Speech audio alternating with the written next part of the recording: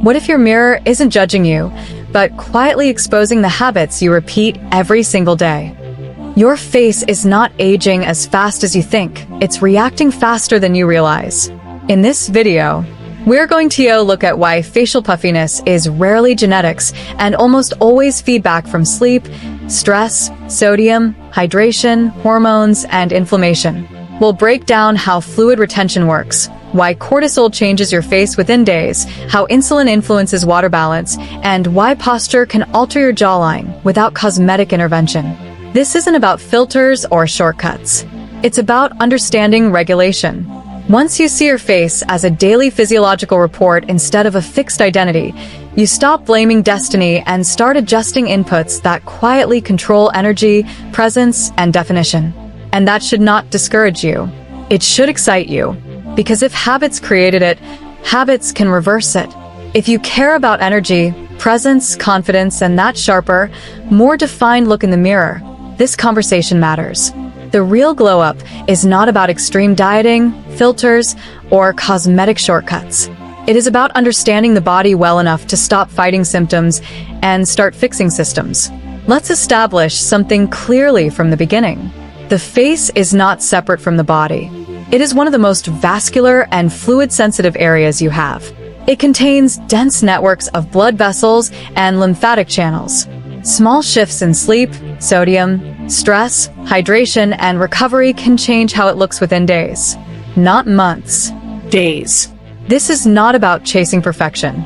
It is about regulation. And we're going to break this down properly. First, sleep. Sleep is often treated like a luxury. It is not. It is a regulatory event. During deep sleep, especially slow-wave sleep, sympathetic nervous system activity decreases. The body shifts from survival mode into repair mode. Growth hormone is released. Tissue repair accelerates. Collagen synthesis is supported. Inflammation decreases when recovery is adequate. Cortisol, your primary stress hormone, follows a circadian rhythm. Under normal conditions, it peaks in the morning to help you wake up and gradually declines throughout the day, reaching its lowest levels at night. That nighttime dip allows restorative sleep to occur. When you restrict sleep or go to bed at inconsistent times, cortisol patterns shift. Elevated evening cortisol interferes with deep sleep. That creates a feedback loop. Poor sleep raises cortisol. Elevated cortisol increases water retention and inflammation. The face reflects that shift quickly. Under eye swelling, softer cheeks, a less defined jawline, a heavier look that was not there a few days ago. This is not fat gain overnight. Fat accumulation requires sustained caloric surplus over time. What you are often seeing after a bad week is fluid redistribution and inflammatory signaling. There is also the lymphatic system, which most people never consider. Unlike the cardiovascular system, the lymphatic system does not have a central pump like the heart. It relies on movement, breathing, and muscular contractions to circulate fluid. During deep, consistent sleep, parasympathetic activity increases and clearance processes improve. Interstitial fluid is moved more effectively. When sleep quality drops, lymphatic drainage becomes less efficient. Fluid accumulates more easily around the eyes and cheeks. That is why one poor night can change how you look the next morning. The solution is not complicated, but it requires consistency. Go to bed and wake up at roughly the same time daily. Reduce blue light exposure at least an hour before sleep. Keep the room cool and dark. Get morning sunlight within the first hour of waking. Light exposure anchors the suprachiasmatic nucleus in the brain, which regulates circadian rhythm. When circadian rhythm stabilizes, hormonal rhythm stabilizes. When sleep stabilizes, many people see facial tightening within several days. Not dramatic, but noticeable. Now, let's move to sodium. Sodium is essential. It regulates nerve conduction, muscle contraction, and fluid balance. The issue is not salt itself. The issue is chronic excess, especially from ultra-processed foods. When sodium intake rises significantly, the body retains water to maintain osmotic balance in the bloodstream. The kidneys hold onto fluid to dilute the sodium concentration. That retained water does not distribute evenly. It often shows up in the face, fingers, and abdomen. You have probably experienced this. A very salty dinner. The next morning, your face looks fuller. Your rings feel tighter. That is fluid, not fat. Fat gain is slow. Fluid retention is fast. The correction is not eliminating sodium entirely. That would create other problems. The correction is balance. Reduce processed foods. Cook more whole meals. Increase potassium intake from foods like spinach, beans, potatoes, bananas, and avocados. Potassium helps counterbalance sodium by supporting proper electrolyte gradients across cell membranes. Balanced electrolytes mean more stable fluid distribution. Hydration is where confusion often begins. Some people assume drinking less water will prevent bloating. In reality, chronic mild dehydration signals the body to conserve fluid more aggressively. Antidiuretic hormone increases to reduce water loss. The body shifts into conservation mode. When you are consistently hydrated, blood volume stabilizes. Lymphatic flow improves. Skin elasticity improves. The body does not need to defensively retain fluid in unpredictable areas. The recommendation is not extreme water loading. It is steady intake throughout the day. Clear to light yellow urine is a practical marker for most healthy adults. Hydration supports circulation. Circulation supports appearance. Now, let's talk about stress. Stress is not just emotional. It is biochemical. Chronic stress activates the hypothalamic pituitary adrenal axis repeatedly. Cortisol remains elevated beyond what is adaptive. Acute stress is useful. Chronic elevation is destabilizing. Sustained cortisol is associated with water retention, altered fat distribution, and increased inflammatory markers. It also disrupts sleep and increases cravings for high sodium and high sugar foods. That compounds the entire cycle. The face reflects this state subtly but clearly. Dull skin tone, fatigued eyes, reduced muscular tension in the jaw and neck, a softer, less defined appearance. You cannot eliminate stress from life, but you can regulate your response. Regular physical activity lowers baseline cortisol over time. Resistance training improves insulin sensitivity and metabolic stability. Slow breathing techniques, especially those emphasizing extended exhalation, increase parasympathetic tone. Sunlight exposure improves mood and anchors circadian rhythm. Structured downtime reduces sympathetic dominance. Lower stress stabilizes cortisol. Stable cortisol improves fluid balance. Alcohol deserves its own section. Alcohol initially acts as a diuretic by suppressing antidiuretic hormone, increasing urine output. But as dehydration sets in, the body compensates. Inflammatory signaling increases. Blood vessels dilate. Sleep quality drops, especially REM sleep.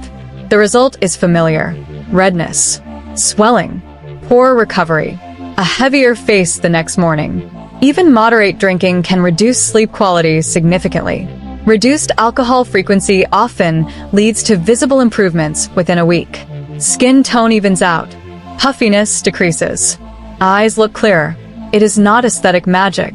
It is physiological correction. Now, let's move to blood sugar and refined carbohydrates. Frequent spikes in blood glucose lead to repeated insulin surges. Insulin influences sodium retention in the kidneys. Elevated insulin can promote water retention. Over time, high added sugar intake contributes to systemic inflammation and increases the risk of insulin resistance. There is also glycation. When glucose molecules bind to collagen fibers, they form advanced glycation end products. This process stiffens collagen and reduces elasticity. Over years, that contributes to reduced firmness and changes in skin texture. The correction is metabolic stability. Choose complex carbohydrates. Pair carbohydrates with protein and fiber to blunt glucose spikes. Reduce added sugars. Stable glucose curves reduce insulin volatility. Reduced volatility supports fluid stability. Stable metabolism supports stable appearance. Now consider posture. Forward head posture is common in a world dominated by screens.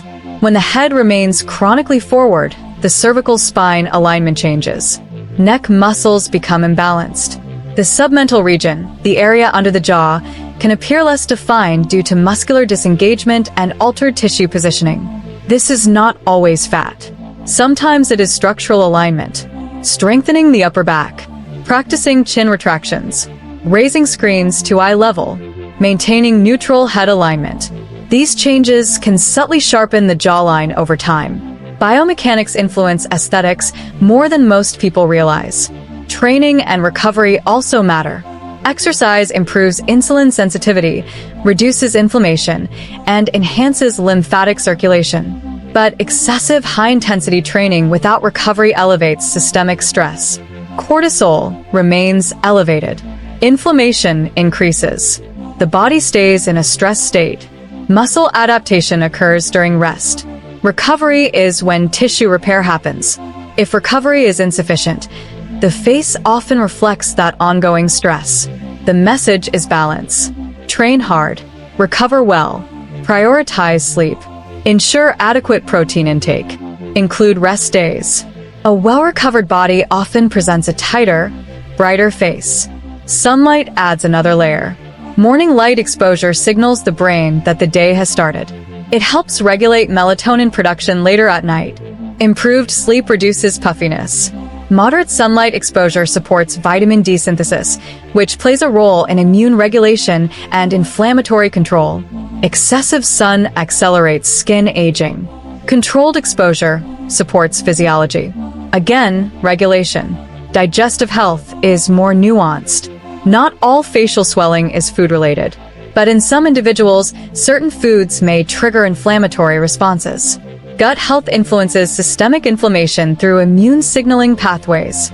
Persistent or severe swelling should always be medically evaluated to rule out thyroid dysfunction, hormonal imbalances, kidney issues, or other underlying conditions.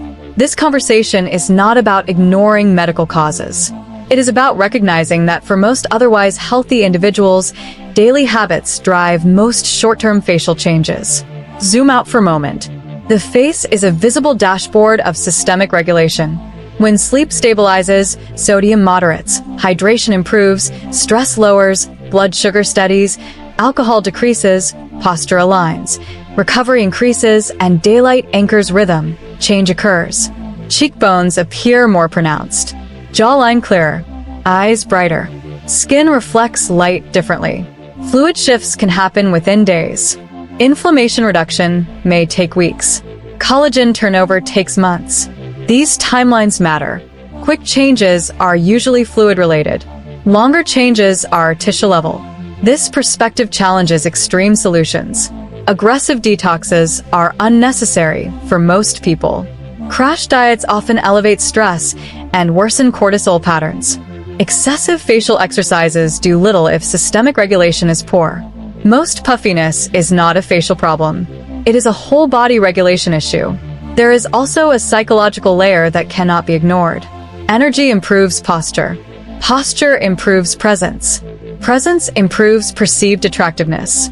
Research in social psychology consistently shows that upright posture, steady eye contact, and relaxed facial expression increase perceived confidence and health. When physiology improves, expression changes.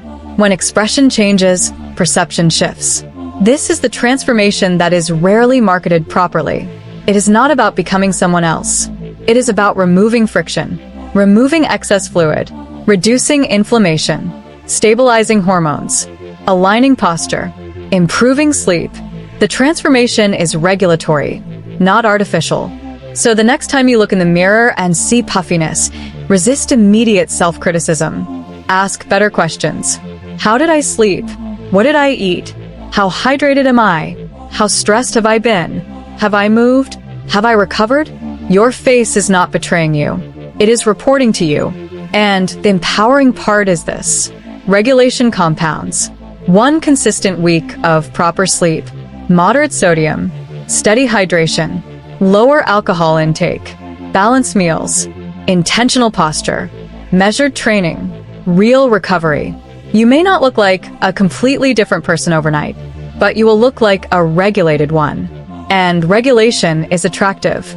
If this reframed how you see your own reflection, share it with someone who keeps blaming genetics. Like the video, subscribe, and start treating your habits like they matter. Because they do. Your face has been telling you that all along. Now that we've established that your face reflects regulation more than genetics, we need to go deeper.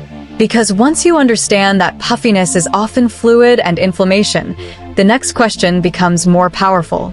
Let's start with inflammation itself. Inflammation is not the enemy. It is a protective response. When you train hard, cut your skin, or fight an infection, inflammatory pathways activate to repair tissue. The problem is not acute inflammation. The problem is chronic, low-grade inflammation that never fully turns off. Modern life makes this common. Inconsistent sleep, ultra-processed foods, high stress, minimal movement, excess alcohol, constant stimulation. These inputs keep inflammatory signaling slightly elevated. Not enough to send you to the hospital, but enough to subtly alter fluid balance, skin tone, and tissue tightness. Inflammation feels normal when it is chronic. You do not feel sick. You just feel slightly off, slightly tired, slightly heavy, slightly less sharp. Now, let's talk about protein intake. Collagen, elastin, and structural proteins in the skin rely on adequate amino acids. If protein intake is chronically low, tissue repair slows. Muscle tone in the face and neck can subtly decline. Skin loses firmness over time. Now, let's connect body fat distribution. Facial fullness can come from true fat gain. But even here, the story is metabolic. Chronic caloric surplus, low activity, poor insulin sensitivity, and elevated cortisol influence, where fat is stored. Some individuals store more subcutaneously in the face, others in the abdomen. The solution is not crash dieting. Now, let's talk about breathing. Chronic mouth breathing, especially during sleep, alters facial muscle engagement and can influence fluid retention. Nasal breathing promotes nitric oxide production, improves oxygen delivery, and supports parasympathetic activation. Mouth breathing is often associated with fragmented sleep and increased sympathetic tone. We also need to address screen time. Late-night scrolling under bright blue light suppresses melatonin production. Melatonin is not just a sleep hormone. It is also a potent antioxidant. Reduced melatonin means reduced overnight recovery and higher oxidative stress. Oxidative stress accelerates collagen breakdown and contributes to dull skin tone. Now, let's examine micronutrients. Deficiencies in nutrients like zinc, vitamin C, and omega-3 fatty acids can influence skin health and inflammation. Vitamin C is required for collagen synthesis. Zinc plays a role in immune regulation and tissue repair. Omega-3 fatty acids modulate inflammatory pathways. Let's move into movement outside the gym. Non-exercise activity thermogenesis, or NEAT, refers to all the small movements you do throughout the day. Walking, standing, gesturing, shifting posture. These movements enhance circulation and lymphatic flow. Now consider sleep position. Sleeping face down can mechanically compress facial tissues and promote fluid pooling. Sleeping slightly elevated, especially if prone to morning puffiness, can assist gravity in reducing periorbital swelling. This is not a cure, but it is another variable in the system. Now, let's confront something uncomfortable. Blaming genetics is psychologically convenient. It removes responsibility. If your face is fixed, you do not have to change anything. But if your face is responsive, then your habits matter. And habits require discipline. And here is something important. The goal is not hyper-optimization. The goal is removing obvious friction. If you improve sleep, moderate sodium, hydrate consistently, reduce added sugar, train 3 to 4 times per week, walk daily, and manage stress intentionally, you address most drivers of facial puffiness and softness. When you wake up and look in the mirror, you are not seeing a fixed identity. You are seeing a dynamic system responding to inputs. If the face looks sharper after a good week, that is feedback. That is why confidence rises alongside definition. If this changed how you see your reflection, don't ignore it. Share this with someone who keeps blaming genetics. Subscribe for more conversations like this. And start treating regulation like it matters. Because it does.